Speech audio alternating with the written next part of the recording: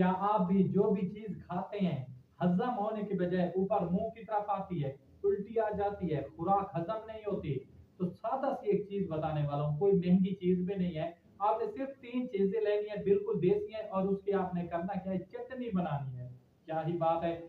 जो भी चीज आपने खाने उसके बाद आप थोड़ी सी उसकी चटनी इस्तेमाल कर लें। इंशाल्लाह इंशाल्लाह आप देखेंगे, आप चाहे गोश्त खा रहे हैं, आप चावल खा रहे हैं, आप समोसा पकोड़ा या जो भी चीज बेकरी की है वो खा रहे हैं, इंशाल्लाह इंशाल्लाह अल्लाह ने चाहा तो 10 मिनट के अंदर वो चीज हजम हो जाएगी।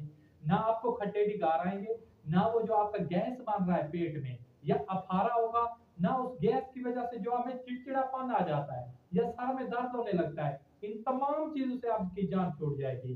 और आपको एक मतलब एक मशीन, या जिसे आप एक मशीन कह सकते हैं, खुराक मतलब हजम करने वाली मशीन, इस नुस्खे को आप कहें कि मतलब आप जैसे वो चीज खाते हैं, इंशाल्लाह इंशाल्लाह 10 मिनट के अंदर वो चीज हजम हो जाती है।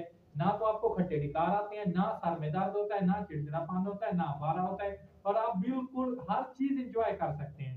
सबसे पहले नंबर 1 पे अनारदाना, पुदीना, लहसुन, तीन चीजें। हम वजन लें, इसको कूट लें, ये आपकी चटनी तैयार हो चुकी है। आप इसको दही में इस्तेमाल कर सकते हैं, आप इसको मतलब वैसे इस्तेमाल कर सकते हैं, आप इसको किसी भी चीज के अंदर ऐड करके भी इस्तेमाल कर सकते हैं। अगर आप चाहते हैं इन तीनों चीजों को आप खुश कर लें, अनारदाना, पुदीना और लहसुन जो है, इसकी चटनी बना के इसको खुश कर लें। खुश जैसे तैयार हो जाए आप इसकी फक्की बना लें।